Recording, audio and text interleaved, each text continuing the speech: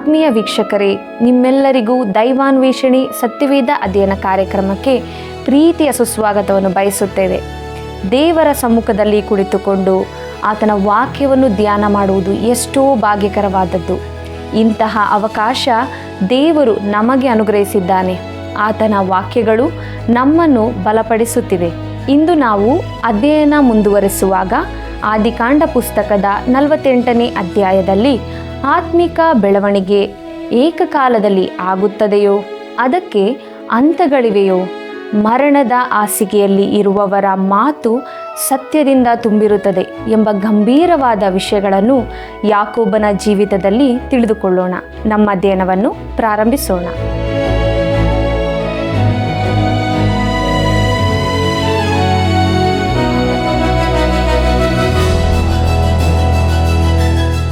ನಿರ್ಮಲ ಚಿತ್ತರು ಧನ್ಯರು, ಅವರು ದೇವರನ್ನು ನೋಡುವರು. ಮತ್ತಾಯನ ಬರೆದ ಸುವಾರ್ತೆ 5ನೇ ಅಧ್ಯಾಯ 8ನೇ ವಚನ.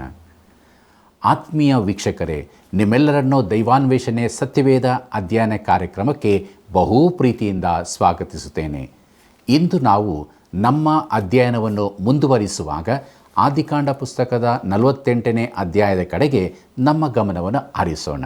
ಪ್ರಿಯರೇ, ಈ 48ನೇ ಅಧ್ಯಾಯದ ಮುಖ್ಯ ಪ್ರಸ್ತಾಪವು ಯೋಸೇಫನು ಯಾಕೋಬನನ್ನು ಅವನ ಅಂತಿಮ ಅಸ್ವಸ್ಥತೆಯ ಕಾಲದಲ್ಲಿ ಸಂಧಿಸಿದ್ದು, ಯಾಕೋಬನು ಎಫ್ರಾಯಿಮ್ ಮತ್ತು ಮನಸ್ಸೆಯವರನ್ನು ಆಶೀರ್ವದಿಸಿದ್ದು ಎಂಬುದಾಗಿ ಇರುತ್ತದೆ. ಪ್ರಿಯರೇ, ಇಬ್ರಿಯರಿಗೆ ಬರೆದ ಪತ್ರಿಕೆ 11ನೇ ಅಧ್ಯಾಯ 21ನೇ ವಚನದಲ್ಲಿ ಯಾಕೋಬನು ತಾನು ಸಾಯುತ್ತಿರುವಾಗ ನಂಬಿಕೆಯಿಂದಲೇ ಯೋಸೇಫನ ಮಕ್ಕಳಿಬ್ಬರನ್ನು ಆಶೀರ್ವದಿಸಿದನು, ತನ್ನ ಕೋಲಿನ ಮೇಲೆ ಬಾಗಿಕೊಂಡು ದೇವರಿಗೆ ನಮಸ್ಕಾರ ಮಾಡಿದನು ಎಂಬುದಾಗಿ ನೋಡುತ್ತೇವೆ. ಯಾಕೋಬನ ಆತ್ಮಿಕ ಬೆಳವಣಿಗೆಯ ಮುಂದುವರಿದ ಪುರಾವೆಗಳನ್ನು ನೋಡಲು ಈ ಅಧ್ಯಾಯವು ಮತ್ತೊಂದು ಸಂದರ್ಭವನ್ನು ಒದಗಿಸಿಕೊಡುತ್ತದೆ. ಪ್ರಿಯರೇ, ಅವನು ತನ್ನ ಆರಂಭದ ದಿನಗಳಿಗಿಂತ ಬಹು ದೂರಕ್ಕೆ ಬಂದಿರುತ್ತಾನೆ. ಅದು ಒಂದು ಕ್ಷಣದಲ್ಲಿ ಸಂಭವಿಸುವ ಯಾವುದೋ ಒಂದು ಭಾವೋದ್ರೇಕದ ಅನುಭವವಾಗಿರುವುದಿಲ್ಲ, ಆದರೆ ಆತ್ಮದಲ್ಲಿ ನಡೆಯುವಂಥದ್ದು ಎಂಬುದಾಗಿ ದೇವರ ವಾಕ್ಯಕ್ಕನುಗುಣವಾಗಿ ವಿವರಿಸಲ್ಪಟ್ಟಿರುತ್ತದೆ. ಯಾಕೋಬನು ಇನ್ನೂ ಯೌವನ ಪ್ರಾಯದ ಮನುಷ್ಯನಾಗಿದ್ದಾಗ ಹಳೇ ಸ್ವಭಾವವು ಹೆಚ್ಚಾಗಿ ಅವನಲ್ಲಿ ತುಂಬಿಕೊಂಡಿತ್ತು ಮತ್ತು ಅವನು ಮುದುಕನಾಗುವವರೆಗೂ ನೂತನ ಸ್ವಭಾವವು ವಿವೇಚಿಸಲ್ಪಟ್ಟಿರುವುದಿಲ್ಲ. ಪ್ರಿಯರೇ, ನೀವು ಕೃಪೆಯಲ್ಲಿಯೂ ನಮ್ಮ ಕರ್ತನೂ ರಕ್ಷಕನೂ ಆಗಿರುವ ಯೇಸು ಕ್ರಿಸ್ತನ ವಿಷಯವಾದ ಜ್ಞಾನದಲ್ಲಿಯೂ ಅಭಿವೃದ್ಧಿಯನ್ನು ಹೊಂದುತ್ತಾ ಇರಿ ಎಂಬುದಾಗಿ ಪೇತ್ರನು ಬರೆದ 2ನೇ ಪತ್ರಿಕೆ 3ನೇ ಅಧ್ಯಾಯ 18ನೇ ವಚನದಲ್ಲಿ ನೋಡುತ್ತೇವೆ. ಯಾಕೋಬನ ಜೀವಿತದಲ್ಲಿ ನಾವು ಆತ್ಮನ ಫಲವು ಅಭಿವೃದ್ಧಿಗೊಳ್ಳಲು ಕಾದುಕೊಂಡಿರಬೇಕಾದದ್ದನ್ನು ಕುರಿತು ನೋಡುತ್ತೇವೆ.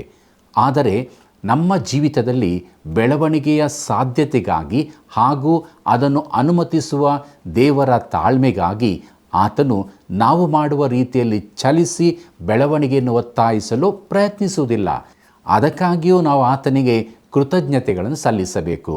ಪ್ರಿಯರೇ, ದೇವರು ಯಾಕೋಬನೊಂದಿಗೆ ಬಹು ತಾಳ್ಮೆಯಿಂದ ವ್ಯವಹರಿಸಿದನು ಮತ್ತು ನಮ್ಮೊಂದಿಗೂ ಸಹ ಬಹು ತಾಳ್ಮೆಯಿಂದ ಆತನು ವ್ಯವಹರಿಸುತ್ತಾನೆ.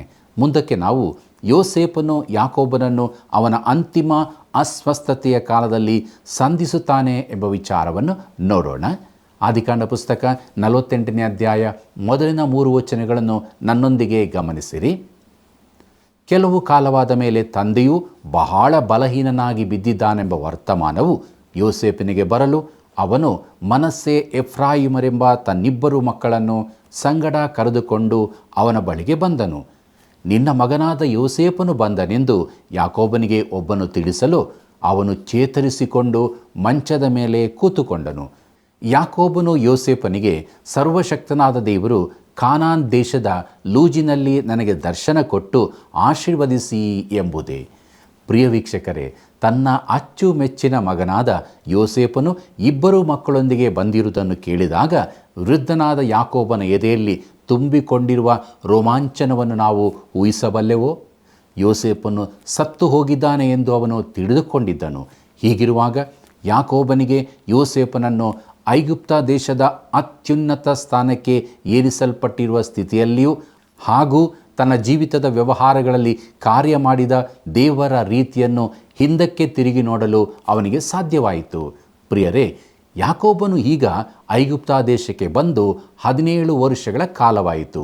ಈಗ ಅವನು ಸಾಯುವ ಸ್ಥಿತಿಯಲ್ಲಿದ್ದರೂ ಚೇತರಿಸಿಕೊಂಡು ತನ್ನ ಮಂಚದ ತುದಿಗೆ ಕೂತುಕೊಂಡನು. ಆ ಸಮಯಕ್ಕೆ ಅವನ ಯೋಚನೆಯು ಬಹಳ ಹಿಂದಕ್ಕೆ ಹೋಗಿ ಅವನು ಯೋಸೇಫನಿಗೆ ಸರ್ವಶಕ್ತನಾದ ದೇವರು ಕಾನಾನ್ ದೇಶದ ಲೂಜ್ ಎಂಬ ಸ್ಥಳದಲ್ಲಿ ನನಗೆ ಕಾಣಿಸಿಕೊಂಡು ನನ್ನನ್ನು ಆಶೀರ್ವದಿಸಿದನು ಎಂಬುದಾಗಿ ಹೇಳುತ್ತಾ ಇದ್ದಾನೆ. ಪ್ರಿಯರೇ, ಯಾಕೋಬನು ಈಗ ಬಹು ದೂರಕ್ಕೆ ಬಂದಿರುತ್ತಾನೆ. ಈಗ ತನ್ನ ಕುರಿತು ಕೊಚ್ಚಿಕೊಳ್ಳುತ್ತಾ ಇಲ್ಲ, ಬದಲಾಗಿ ದೇವರಲ್ಲಿ ಭರವಸೆ ನೀಡುತ್ತಾ ಇದ್ದಾನೆ. ಯೌವನಸ್ಥನಾಗಿದ್ದಾಗ ತನಗೆ ಬೇಕಾದದೆಲ್ಲವನ್ನು ಜಾಣತನದಿಂದ ಪಡೆದುಕೊಳ್ಳುತ್ತಿದ್ದನು. ಆದರೆ ಈಗ ತನ್ನ ಜೀವಿತವನ್ನು ಹಿಂತಿರುಗಿ ನೋಡುವಾಗ ಅವನು ಕಾನಾನ್ ದೇಶದಿಂದ ಹೊರಡುವಾಗಲೂ ಮತ್ತು ಕಾನಾನ್ ದೇಶಕ್ಕೆ ಹಿಂತಿರುಗುವಾಗಲೂ ದೇವರು ಅವನಿಗೆ ಬೇತೇಲಿನಲ್ಲಿ ಕಾಣಿಸಿಕೊಂಡದನ್ನು ನೆನಪಿಸಿಕೊಳ್ಳುತ್ತಾನೆ. ಪ್ರಿಯರೇ, ಮುಂದಕ್ಕೆ ನಾವು ಯಾಕೋಬನ ನಂಬಿಕೆಯನ್ನು ನೋಡಲಿದ್ದೇವೆ. ಆದಿಕಾಂಡ ಪುಸ್ತಕ 48ನೇ ಅಧ್ಯಾಯ 4ನೇ ವಚನದಲ್ಲಿ ನೋಡುವಾಗ ಹಳೆಯ ಒಡಂಬಡಿಕೆಯ ಉದ್ದಕ್ಕೂ ಓಡುವ ದೇವರ ವಾಗ್ದಾನವನ್ನು ಯಾಕೋಬನು ಪ್ರಸ್ತಾಪಿಸುತ್ತಾ ಇದ್ದಾನೆ. ದೇವರು ಮೂಲ ಪಿತೃಗಳ ಸಂತತಿಗೆ ಮಾಡಿಕೊಂಡ ಒಡಂಬಡಿಕೆಗೆ 3 ನಿರ್ದಿಷ್ಟವಾದ ಅಂಶಗಳು ಇರುತ್ತವೆ. ಅವು ಯಾವುವೆಂದರೆ, ಮೊದಲನೆಯದು ಜನಾಂಗ, ಎರಡನೆಯದು ದೇಶ ಅಥವಾ ಭೂಮಿ, ಮೂರನೆಯದು ಆಶೀರ್ವಾದ ಎಂಬುವುಗಳೇ. ಆದರೆ ಯಾಕೋಬನಿಗೆ ಇಲ್ಲಿರುವ 2 ಪ್ರಮುಖವಾದ ಸಂಗತಿಗಳು ಯಾವುವೆಂದರೆ, ಒಂದನೆಯದು, ನಾನು ನಿನ್ನನ್ನು ಅಭಿವೃದ್ಧಿಪಡಿಸಿ ನಿನ್ನ ಸಂತತಿಯನ್ನು ಹೆಚ್ಚಿಸುವೆನು, ಅನೇಕ ಜನಾಂಗಗಳು ನಿನ್ನಿಂದುಂಟಾಗುವಂತೆ ಮಾಡುವೆನು, ಮತ್ತು ಎರಡನೆಯದು, ನಿನ್ನ ತರುವಾಯ ನಿನ್ನ ಸಂತತಿಗೆ ಈ ದೇಶವನ್ನು ಶಾಶ್ವತ ಸ್ವಾಸ್ಥ್ಯವನ್ನಾಗಿ ಕೊಡುವೆನು ಎಂಬುವುಗಳೇ. ಪ್ರಿಯರೇ, ಒಡಂಬಡಿಕೆಯ 3ನೇ ಭಾಗವು ನನಗೂ ನಿಮ್ಮೆಲ್ಲರಿಗೂ ಮುಖ್ಯವಾದದ್ದಾಗಿರುತ್ತದೆ. ಅದು ಯಾವುದೆಂದರೆ, ನಿನ್ನಲ್ಲಿ ಲೋಕದ ಎಲ್ಲ ಕುಟುಂಬಗಳು ಆಶೀರ್ವದಿಸಲ್ಪಡುವವು ಎಂಬುದೇ.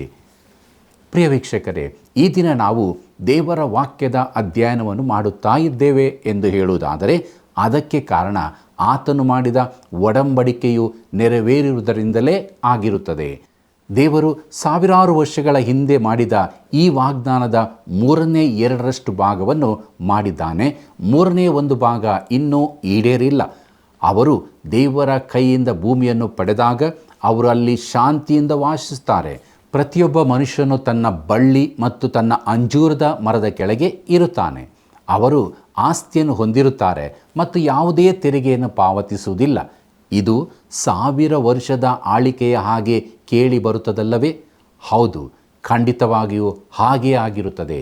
ಮುಂದಕ್ಕೆ ನಾವು ಯಾಕೋಬನು ಎಫ್ರಾಯಿಮ್ ಮತ್ತು ಮನಸ್ಸೆಯವರನ್ನು ಆಶೀರ್ವದಿಸ್ತಾನೆ ಎಂಬ ವಿಚಾರವನ್ನು ನೋಡೋಣ.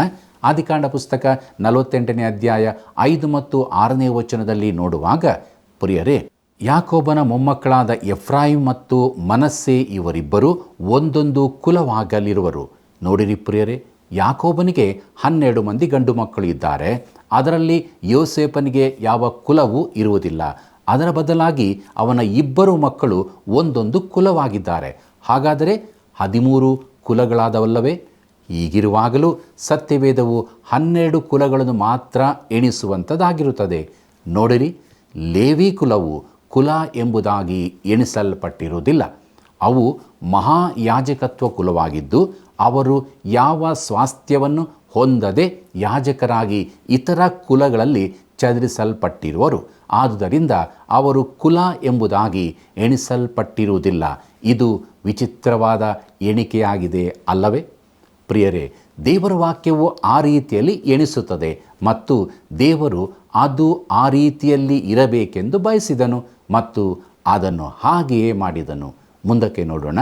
ಆದಿಕಾಂಡ ಪುಸ್ತಕ 48ನೇ ಅಧ್ಯಾಯ 7ನೇ ವಚನವನ್ನು, ನಾನು ಪದ್ದಾನ್ ಆರಾಮಿನಿಂದ ಬರುತ್ತಿರಲು ಕಾನಾನ್ ದೇಶದಲ್ಲಿ ಎಫ್ರಾತನ್ನು ಸೇರುವುದಕ್ಕೆ ಇನ್ನೂ ಸ್ವಲ್ಪ ದೂರವಿದ್ದಾಗ ರಾಹೇಳಲು ದಾರಿಯಲ್ಲಿಯೇ ಸತ್ತು ನನ್ನನ್ನು ಅಗಲಿ ಹೋದಳು.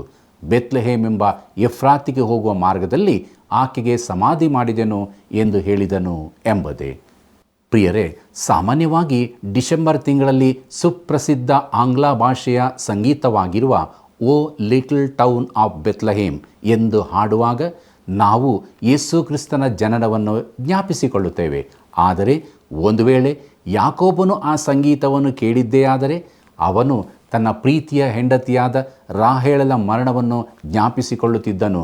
ನೋಡಿರಿ ಪ್ರಿಯರೇ, ಮರಣದ ಹಾಸಿಗೆಯಲ್ಲಿರುವ ಯಾಕೋಬನ ಆಲೋಚನೆಗಳು ತನ್ನ ಪ್ರೀತಿಯ ಹೆಂಡತಿಯಾದ ರಾಹೇಲಳನ್ನು ಹೂಣಿಟ್ಟ ಸ್ಥಳದ ಕಡೆಗೆ ಹೋಗುತ್ತಾ ಇದೆ. ಅಲ್ಲಿ ಹೃದಯ ಒಡೆದಂಥ ಸ್ಥಿತಿಯು ಏರ್ಪಟ್ಟಿರುತ್ತದೆ. ಆದಿಕಾಂಡ ಪುಸ್ತಕ 48ನೇ ಅಧ್ಯಾಯ 8 ಮತ್ತು 9ನೇ ವಚನವನ್ನು ನನ್ನೊಂದಿಗೆ ಗಮನಿಸಿರಿ.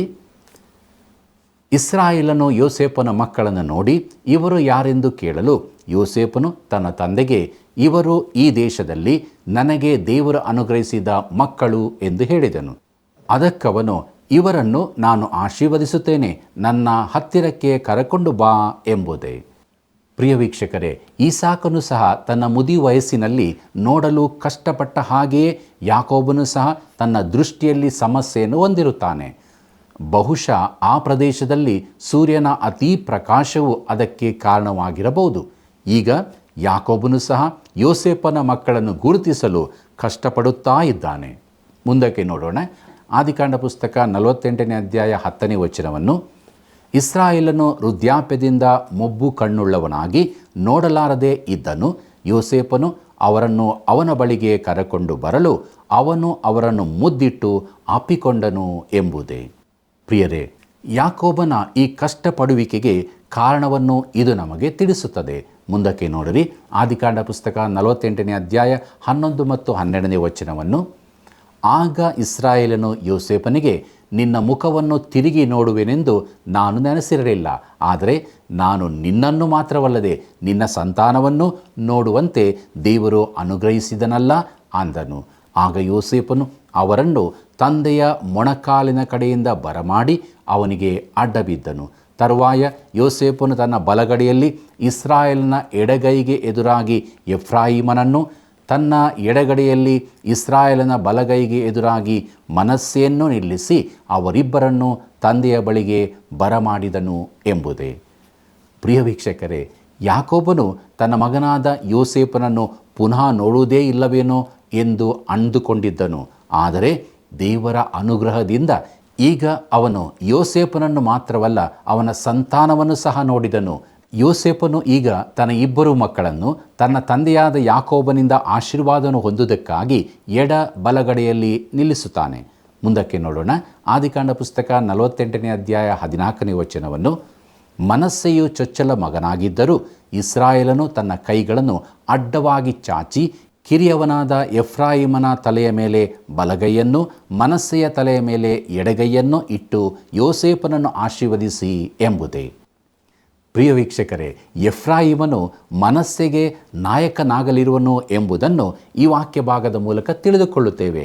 ನಂತರ ಅರಣ್ಯಕಾಂಡದಲ್ಲಿ ವಿವರಿಸಲ್ಪಟ್ಟಂತೆ ಇಸ್ರಾಯೇಲ್ಯರ ಮರುಭೂಮಿಯ ಪ್ರಯಾಣದಲ್ಲಿ ಮನಸ್ಸೆ ಕುಲದವರು ಎಫ್ರಾಯಿಮ್ ಗೋತ್ರದ ನಿಶಾಣೆಯ ಅಡಿಯಲ್ಲಿ ಮುನ್ನಡೆದರು.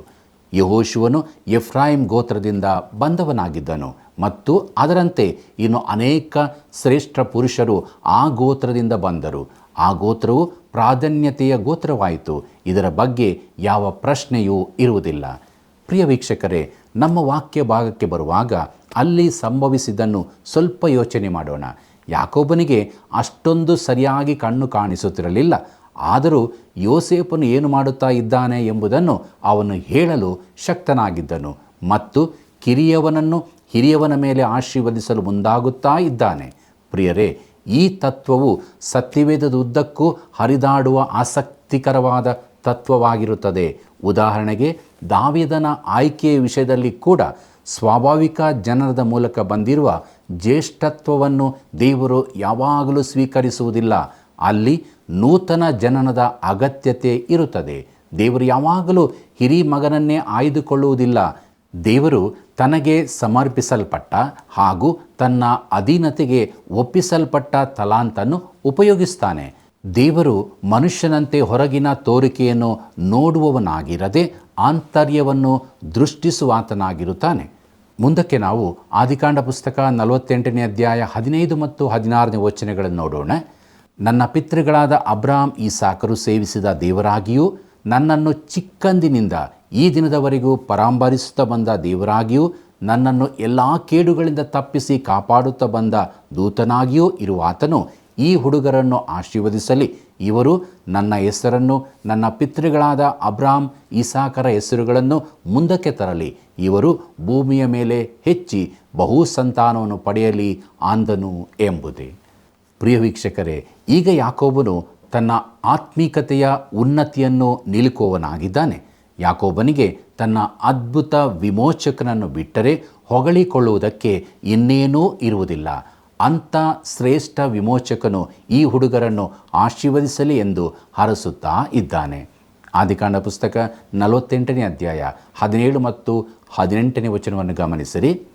ತನ್ನ ತಂದೆಯು ಬಲಗೈಯನ್ನು ಎಫ್ರಾಯಿಮನ ತಲೆಯ ಮೇಲೆ ಇಡುವುದನ್ನು ಯೋಸೇಫನು ಕಂಡು ಅಸಮಾಧಾನಪಟ್ಟು ಅವನ ಕೈಯನ್ನು ಎಫ್ರಾಯಿಮನ ತಲೆಯಿಂದ ಎತ್ತಿ ಮನಸ್ಸೆಯ ತಲೆಯ ಮೇಲೆ ಇಡುವುದಕ್ಕಾಗಿ ಹಿಡಿದು ತಂದೆಗೆ, ಹಾಗಲ್ಲಪ್ಪ, ಇವನೇ ಚೊಚ್ಚಲ ಮಗನು, ಬಲಗೈಯನ್ನು ಇವನ ತಲೆಯ ಮೇಲೆ ಇಡಬೇಕು ಎಂದು ಹೇಳಿದನು ಎಂಬುದೇ.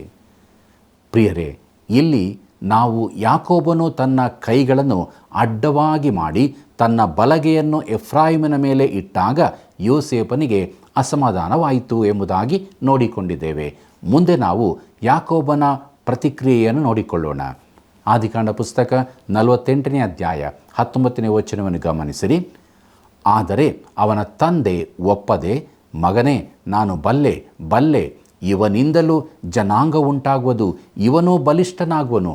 ಆದರೂ ಇವನಿಗಿಂತಲೂ ಇವನ ತಮ್ಮನು ಬಲಿಷ್ಠನಾಗುವನು, ತಮ್ಮನ ಸಂತತಿಯಲ್ಲಿಯೇ ಜನರು ಹೇರಳವಾಗಿ ಹುಟ್ಟುವರು ಎಂದು ಹೇಳಿದನು ಎಂಬುದೇ. ಪ್ರಿಯರೇ, ತಮ್ಮನ ಸಂತತಿಯಲ್ಲಿಯೇ ಜನರು ಹೇರಳವಾಗಿ ಹುಟ್ಟುವರು ಎಂಬ ಸಂಗತಿಯೇ ಗಮನಿಸಬೇಕಾದ ಪ್ರಾಮುಖ್ಯವಾದ ಸಂಗತಿಯಾಗಿರುತ್ತದೆ. ನೋಡಿರಿ ಪ್ರಿಯರೇ, ಯೋಸೇಫನು ಕೂಡ ಹಿರಿಯವನಾಗಿರಲಿಲ್ಲವಾದುದರಿಂದ ಅವನು ಇದನ್ನು ಸ್ವೀಕರಿಸಿಕೊಳ್ಳಲೇಬೇಕಾಗಿರುತ್ತದೆ. ಅವನು ಕಿರಿಯರಲ್ಲಿ ಒಬ್ಬನಾಗಿರುವಾಗಲೂ ಅವನ ಮಕ್ಕಳಿಗೆ ಈ ಆಶೀರ್ವಾದವು ಕೊಡಲ್ಪಟ್ಟಿರುತ್ತದೆ. ಆದಿಕಾಂಡ ಪುಸ್ತಕ 48ನೇ ಅಧ್ಯಾಯ 20 ಮತ್ತು 21ನೇ ವಚನವನ್ನು ಗಮನಿಸಿರಿ. ಆ ಕಾಲದಲ್ಲಿ ಅವನು ಅವರನ್ನು ಆಶೀರ್ವದಿಸಿ, ಇಸ್ರಾಯೇಲ್ಯರು ಯಾರನ್ನಾದರೂ ಆಶೀರ್ವದಿಸುವಾಗ ಎಫ್ರಾಯಿಮನಿಗೂ ಮನಸ್ಸಿಗೂ ಉಂಟಾದ ಸಂತತಿಯಂತೆ ದೇವರು ನಿನಗೂ ಸಂತಾನವನ್ನು ಅನುಗ್ರಹಿಸಲಿ ಎಂದು ನಿಮ್ಮನ್ನು ದೃಷ್ಟಾಂತ ಮಾಡಿ ಹೇಳುವರು ಅಂದನು. ಹೀಗೆ ಹೇಳಿದ್ದರಿಂದ ಎಫ್ರಾಯಿಮನನ್ನು ಮನಸ್ಸಿಗೆ ಮುಂದಾಗಿ ಇಟ್ಟನು. ಇಸ್ರಾಯೇಲನು ಯೋಸೇಫನಿಗೆ, ನನಗೆ ಮರಣ ಸಮೀಪಿಸಿದೆ, ಆದರೆ ದೇವರು ನಿಮ್ಮೊಂದಿಗಿದ್ದು ನಿಮ್ಮನ್ನು ಪಿತೃಗಳ ದೇಶಕ್ಕೆ ತಿರುಗಿ ಬರಮಾಡುವನು ಎಂಬುದೇ. ಪ್ರಿಯ ವೀಕ್ಷಕರೇ, ಯಾಕೋಬನು ಈಗ ನಿಜವಾಗಿಯೂ ದೇವರಲ್ಲಿ ಇಟ್ಟಿರುವ ನಂಬಿಕೆಯನ್ನು ನಾವು ನೋಡುವರಾಗಿದ್ದೇವೆ. ಆದಿಕಾಂಡ ಪುಸ್ತಕ 48ನೇ ಅಧ್ಯಾಯ 22ನೇ ವಚನವನ್ನು ಗಮನಿಸಿರಿ. ಇದಲ್ಲದೆ ನಾನು ನಿನ್ನ ಅಣ್ಣಂದಿರಿಗೆ ಕೊಟ್ಟ ಪಾಲಿಗಿಂತ ಹೆಚ್ಚಾಗಿ ನಾನು ಕತ್ತಿ ಬಿಲ್ಲುಗಳಿಂದ ಅಮೋರಿಯರ ವಶದಿಂದ ತಪ್ಪಿಸಿ ಪಡೆದ ಬೆಟ್ಟದ ತಪ್ಪಲನ್ನು ನಿನಗೆ ಕೊಟ್ಟಿದ್ದೇನೆ ಎಂದು ಹೇಳಿದನು ಎಂಬುದೇ. ಪ್ರಿಯ ವೀಕ್ಷಕರೇ, ಯೋಸೇಫನು ತನ್ನ ಮಕ್ಕಳ ಮುಖಾಂತರ ಇತರ ಸಹೋದರರಿಗಿಂತಲೂ ಶ್ರೇಷ್ಠವಾದ ಹೆಚ್ಚಿನ ಬಾಧ್ಯತೆಯನ್ನು ಹೊಂದಲಿದ್ದಾನೆ ಎಂಬುದಾಗಿ ನೋಡುತ್ತೇವೆ. ಇದು ಯಾಕೋಬನು ವೈಯಕ್ತಿಕವಾಗಿ ಯೋಸೇಫನಿಗೆ ಕೊಟ್ಟ ಕೊಡುಗೆ ಅಥವಾ ದಾನವಾಗಿತ್ತು. ಯೋಹಾನ ಬರೆದ ಸುವಾರ್ತೆ 4ನೇ ಅಧ್ಯಾಯ 5ನೇ ವಚನವನ್ನು ನೋಡಿರಿ. ಅದು ಯೋಸೇಫನು ಹೂಣಿಡಲ್ಪಟ್ಟ ಸುಕಾರೆಂಬ ಊರಿನ ಬಳಿಯಲ್ಲಿದ್ದ ಪರ್ವತ ಶ್ರೇಣಿಯಾಗಿತ್ತು. ಯೋಸೇಫನಿಂದ 2 ಗೋತ್ರಗಳು ಬಂದವು. ಅವರಿಗೆ ಹೆಚ್ಚು ಭೂಭಾಗದ ಅಥವಾ ಪ್ರದೇಶದ ಅಗತ್ಯತೆ ಇತ್ತು. ಪ್ರಿಯರೇ, ಇಲ್ಲಿಗೆ ಆದಿಕಾಂಡ ಪುಸ್ತಕದ 48ನೇ ಅಧ್ಯಾಯದ ಧ್ಯಾನವು ಮುಕ್ತಾಯವಾಯಿತು. ಮುಂದೆ ನಾವು ನಮ್ಮ ಗಮನವನ್ನು ಆದಿಕಾಂಡ ಪುಸ್ತಕದ 49ನೇ ಅಧ್ಯಾಯದ ಕಡೆಗೆ ತಿರುಗಿಸೋಣ.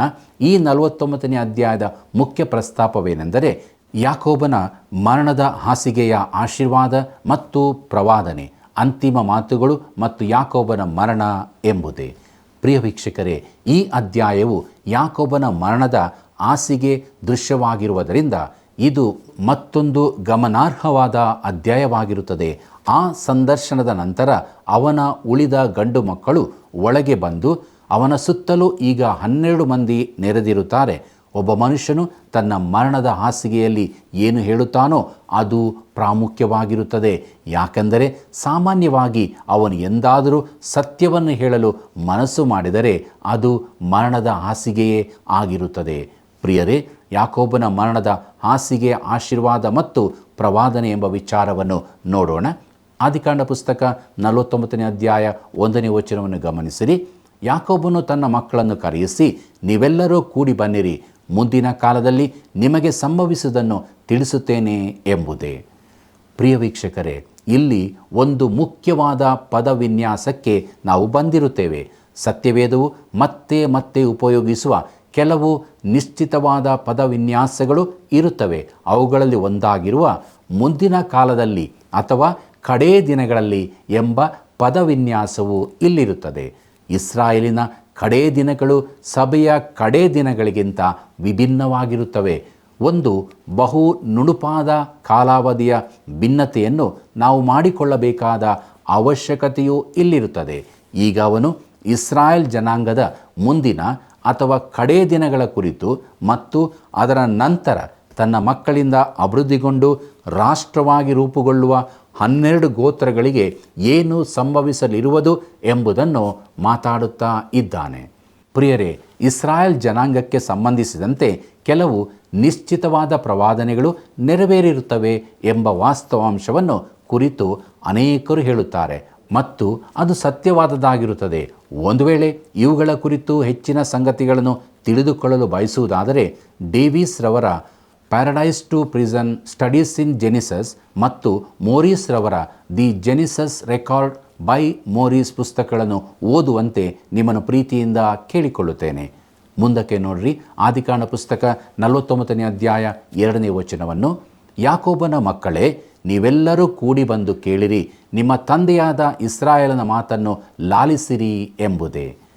ಪ್ರಿಯರೇ, ಈಗ ಮುದುಕನಾದ ಯಾಕೋಬನು ತನ್ನ ಮಂಚದ ಮೇಲೆ ಕೂತುಕೊಂಡಿದ್ದಾನೆ. ಅವನು ತನ್ನ ಕೋಲಿನ ಮೇಲೆ ಬಾಗಿಕೊಂಡಿದ್ದಾನೆ ಎಂದು ಇಬ್ರಿಯರಿಗೆ ಬರೆದ ಪತ್ರಿಕೆ 11ನೇ ಅಧ್ಯಾಯ 21ನೇ ವಚನವು ನಮಗೆ ತಿಳಿಸುತ್ತದೆ. ಪ್ರಾಮಾಣಿಕವಾಗಿ ತನ್ನ ಜೀವಿತ ಕಾಲವೆಲ್ಲ ಸಾಗುತ್ತಲೇ ಇದ್ದ ಯಾಕೋಬನು ಈಗಲೂ ಸಾಗುತ್ತಲೇ ಇರುವ ಬಯಕೆಯಲ್ಲಿದ್ದಾನೆ. ಮರಣವು ನಿಜವಾಗಿಯೂ ಒಂದು ತೊಡಕು ಆಗಿರುತ್ತದೆ. ನಾವು ಇನ್ನೂ ಇಲ್ಲಿಯೇ ಮುಂದುವರಿಯುತ್ತಾ ಇರಬೇಕೆನ್ನುವಾಗಲೇ ಅದು ಅತಿ ಅನಾನುಕೂಲದ ಸಮಯದಲ್ಲಿಯೇ ಬರುತ್ತದೆ. ತಾನು ಇನ್ನೂ ಮುಂದುವರಿಯಲು ಸಾಧ್ಯವಾಗುತ್ತಿಲ್ಲವೆಂದು ಯಾಕೋಬನು ಕಂಡುಕೊಂಡನು. ಅವನು ತನ್ನ ಕೋಲಿನ ಮೇಲೆ ಬಾಗಿಕೊಂಡಿದ್ದಾನೆ. ನೋಡಿರಿ, ಅನೇಕ ರೀತಿಗಳಲ್ಲಿ ಅವನು ಗಮನಾರ್ಹವಾದ ಮನುಷ್ಯನಾಗಿದ್ದಾನೆ. ಆದಿಕಾಂಡ ಪುಸ್ತಕ 49ನೇ ಅಧ್ಯಾಯ 3 ಮತ್ತು 4ನೇ ವಚನವನ್ನು ಗಮನಿಸಿರಿ. ರೂಬೇನನೇ, ನೀನು ನನ್ನ ಚೊಚ್ಚಲ ಮಗನು, ನನ್ನ ಚೈತನ್ಯ ಸ್ವರೂಪನು, ನನ್ನ ವೀರ್ಯಕ್ಕೆ ಪ್ರಥಮ ಫಲವು, ಗೌರವದಲ್ಲಿಯೂ ಅಧಿಕಾರದಲ್ಲಿಯೂ ಪ್ರಮುಖನೂ ಆಗಿದ್ದಿ. ಆದರೂ ದಡವನ್ನು ಮೀರಿದ ಪ್ರವಾಹದಂತಿರುವ ನೀನು ಇನ್ನು ಪ್ರಮುಖ ಸ್ಥಾನದಲ್ಲಿ ಇರುವುದಿಲ್ಲ. ನಿನ್ನ ತಂದೆಯ ಹಾಸಿಗೆಯನ್ನು ಹತ್ತಿ ಅದನ್ನು ಹೊಲೆ ಮಾಡಿದೆಯಲ್ಲ, ಇವನು ನನ್ನ ಮಂಚವನ್ನು ಹತ್ತಿದನು ಎಂಬುದೇ. ಪ್ರಿಯ ವೀಕ್ಷಕರೇ, ಈ ಮೂಲ ಪಿತೃಗಳು ವಂಶ ಪರಂಪರೆಯ ಶ್ರೇಷ್ಠವಾದ ವಿಷಯವನ್ನು ಗ್ರಹಿಸಿಕೊಂಡಿದ್ದರು. ಅದು ಇಂದಿಗೂ ವಿಶೇಷವಾದದ್ದೇ ಆಗಿರುತ್ತದೆ. ತಂದೆಯಂತೆ ಮಗ ಎನ್ನುವಂತೆ ತನ್ನ ಹಿರಿಮಗನಾದ ರೂಬೇನನು ಬಹುಮಟ್ಟಿಗೆ ತನ್ನ ಹಾಗೆಯೇ ಇದ್ದಾನೆ. ದಡವನ್ನು ಮೀರಿದ ಪ್ರವಾಹ ಎನ್ನುವಂಥದ್ದು ಯಾಕೋಬನನ್ನು ಅವನ ಆರಂಭದ ದಿನಗಳಲ್ಲಿ ವರ್ಣಿಸಬಹುದಾಗಿತ್ತು. ಅದು ಈಗ ಅವನ ಹಿರಿ ಮಗನಿಗೆ ಸರಿಯಾಗಿರುತ್ತದೆ. ನೀನು ಇನ್ನು ಪ್ರಮುಖ ಸ್ಥಾನದಲ್ಲಿ ಇರುವುದಿಲ್ಲ. ಅವನು ಎಂದಿಗೂ ನೀಲಿ ರಿಬ್ಬನ್ ಗೆಲ್ಲಲಿಲ್ಲ. ಅವನು 1-2 ಕೆಂಪು ರಿಬ್ಬನ್ಗಳು ಮತ್ತು ಕೆಲವು ಬಿಳಿ ರಿಬ್ಬನ್ಗಳನ್ನು ಗೆದ್ದನು, ಆದರೆ ಅವನು ಎಂದಿಗೂ ಮೊದಲ ಸ್ಥಾನದಲ್ಲಿರಲಿಲ್ಲ. ಪ್ರಿಯರೇ, ದೇವರು ಮಾನವ ಕುಟುಂಬದ ನಿಖರವಾದ ಚಿತ್ರಣವನ್ನು ನಾವು ಹೊಂದುವಂತೆ ಮಾನವ ಪಾಪಗಳನ್ನು ದಾಖಲಿಸುತ್ತಾನೆ. ಆದಿಕಾಂಡ ಪುಸ್ತಕ 49ನೇ ಅಧ್ಯಾಯ 5ನೇ ವಚನವನ್ನು ಗಮನಿಸಿರಿ.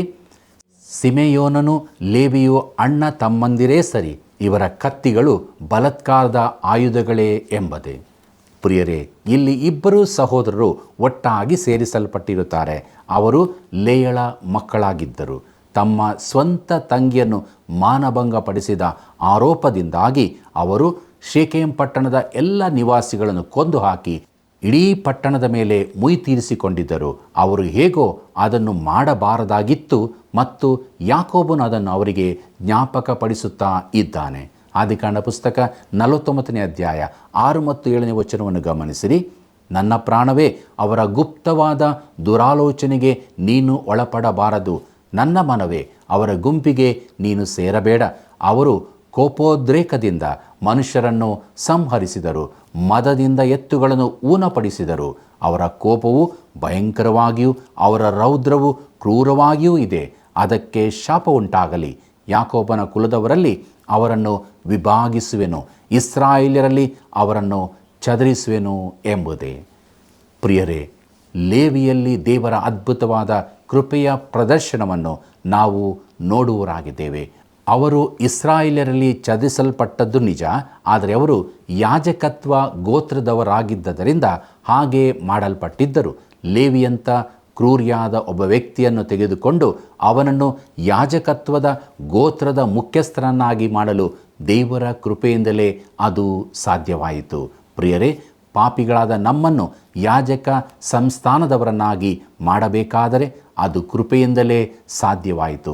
ಇಂದು ಎಲ್ಲ ವಿಶ್ವಾಸಿಗಳು ಯಾಜಕರಾಗಿರುವರು. ಪೇತ್ರನು ಬರೆದ ಮೊದಲನೇ ಪತ್ರಿಕೆ 2ನೇ ಅಧ್ಯಾಯ 5ನೇ ವಚನದಲ್ಲಿ, ನೀವು ಸಹ ಜೀವವುಳ್ಳ ಕಲ್ಲುಗಳಾಗಿದ್ದು ಆತ್ಮ ಸಂಬಂಧವಾದ ಮಂದಿರವಾಗಲಿಕ್ಕೆ ಕಟ್ಟಲ್ಪಡುತ್ತಾ ಇದ್ದೀರಿ ಮತ್ತು ಯೇಸು ಕ್ರಿಸ್ತನ ಮೂಲಕ ದೇವರಿಗೆ ಸಮರ್ಪಕವಾದ ಆತ್ಮಿಕ ಯಜ್ಞಗಳನ್ನು ಸಮರ್ಪಿಸುವುದಕ್ಕೆ ಪವಿತ್ರ ಯಾಜಕ ವರ್ಗದವರಾಗಿದ್ದೀರಿ ಎಂಬುದಾಗಿ ನೋಡುತ್ತೇವೆ. ಪ್ರಿಯರೇ, ರೂಬೇನನು, ಸಿಮೆಯೋನನು ಮತ್ತು ಲೇವಿ ತಮ್ಮ ಸ್ಥಾನವನ್ನು ಕಳೆದುಕೊಂಡರು. ಅವರ ಗೋತ್ರದಿಂದ ಅರಸನು ಬರುವುದಿಲ್ಲ. ಈಗ ಪಾಪಿಯಾಗಿರುವ ಮತ್ತೊಬ್ಬ ಹುಡುಗನು ಇರುತ್ತಾನೆ. ದೇವರ ಕೃಪೆಯು ಅವನಿಗೆ ಏನು ಮಾಡಿತು ಎಂಬುದನ್ನು ಮುಂದಿನ ಕಾರ್ಯಕ್ರಮದಲ್ಲಿ ನೋಡೋಣ. ಪ್ರಿಯ ವೀಕ್ಷಕರೇ, ದೇವರ ವಾಕ್ಯವು ನಮ್ಮ ಸಂಗಡ ಮಾತನಾಡಿದೆ. ನಾವು ಇರುವಂಥ ಸ್ಥಿತಿಯಲ್ಲಿ ಆತನಿಗೆ ವಿಧೇಯರಾಗಿ ಜೀವಿಸೋಣ. ಹೀಗಾಗುವುದಕ್ಕಾಗಿ ಪ್ರಾರ್ಥನೆ ಮಾಡಿಕೊಳ್ಳೋಣ. ಕರುಣಾಳು ದೇವರೇ, ನಿನ್ನ ವಾಕ್ಯವನ್ನು ನಾವು ಕೇಳಿಸಿಕೊಂಡಿದ್ದೇವೆ. ನಮ್ಮ ಜೀವಿತ ನಿನ್ನ ಎದುರಿನಲ್ಲಿ ಬಟ್ಟ ಬಯಲಾಗಿದೆ. ನಾವು ಏನಾಗಿದ್ದೇವೆಂಬುದಾಗಿ ನೀನು ಬಲ್ಲಿ. ದೇವರು, ನಿನ್ನಿಂದ ದೂರವಾಗಿರುವುದಾದರೆ ಈ ಕೃಪಾ ಸಮಯದಲ್ಲಿ ನಿನ್ನ ಬಳಿಗೆ ಬಂದಿರುವ ನಮ್ಮನ್ನು ಕರುಣಿಸಿ, ಶುದ್ಧೀಕರಿಸಿ, ಕೃಪೆಯ ಮೇಲೆ ಕೃಪೆ ಕೊಟ್ಟು ಕೈ ಹಿಡಿದು ನಡೆಸು. ನಮ್ಮೆಲ್ಲ ವೀಕ್ಷಕ ಬಾಂಧವರನ್ನು ಕರುಣ ಮಾಡು. ಅವರೆಲ್ಲರೂ ನಿನ್ನ ಕೃಪೆಯನ್ನೇ ಆತುಕೊಂಡು ತಮ್ಮ ಜೀವಿತದಲ್ಲಿ ನಿನಗಾಗಿ ಜೀವಿಸೋದಕ್ಕೆ ಸಹಾಯ ಮಾಡು. ಯೇಸುವಿನ ನಾಮದಲ್ಲಿ ಬೇಡಿದ್ದೇವೆ ತಂದೆಯೇ, ಆಮೆನ್.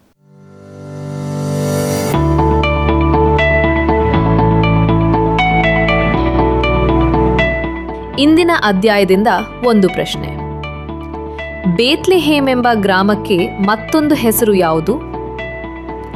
ಬೇತ್ಲೆಹೇಮ್ ಎಂಬ ಗ್ರಾಮಕ್ಕೆ ಮತ್ತೊಂದು ಹೆಸರು ಯಾವುದು? ಉತ್ತರ: ಎಫ್ರಾತ್, ಪದ್ದನ್ ಆರಾಮ್, ಹೆಬ್ರೋನ್. ನಿಮ್ಮ ಉತ್ತರಗಳನ್ನು ನಮ್ಮ ವಾಟ್ಸಪ್ ಸಂಖ್ಯೆ 7618737772ಗೆ ಕಳುಹಿಸಿ. ಪ್ರಿಯರೇ, ಇಂದಿನ ಸತ್ಯವೇದ ಅಧ್ಯಯನವು ಬಹು ಅಮೂಲ್ಯವಾದ ಸತ್ಯಗಳನ್ನು ನಮಗೆ ತಿಳಿಸಿದೆ ಅಲ್ಲವೇ?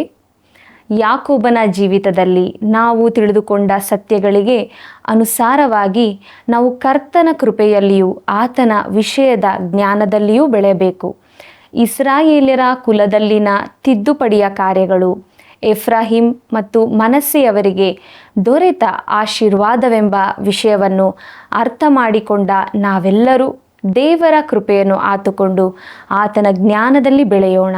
ಪ್ರಿಯ ವೀಕ್ಷಕರೇ, ಈ ಅಧ್ಯಯನದಲ್ಲಿ ನೀವು ಹೊಂದಿದ ಆಶೀರ್ವಾದಗಳನ್ನು ನಮಗೆ ತಿಳಿಯಪಡಿಸುವಿರಾ? ಯಾಕೆಂದರೆ ದೇವರ ಕಾರ್ಯಗಳನ್ನು ತಿಳಿದುಕೊಂಡು ಆತನನ್ನು ಆರಾಧಿಸುವಂಥದ್ದು ಅವಶ್ಯವಾಗಿದೆ. ಆದುದರಿಂದ ಹಿಂದೆ ಕರೆ ಮಾಡಿರಿ, ಮತ್ತೆ ಸಂಧಿಸೋಣ. ವಂದನೆಗಳು. ಈ ಕಾರ್ಯಕ್ರಮ ನಿಮಗೆ ಇಷ್ಟವಾಯಿತೆ? ಈಗಲೇ ಒಂದು ಮಿಸ್ಡ್ ಕಾಲ್ ಕೊಡಿರಿ. ಮುಂದಿನ ವಿಜೇತರು ನೀವಾಗಿರಬಹುದು.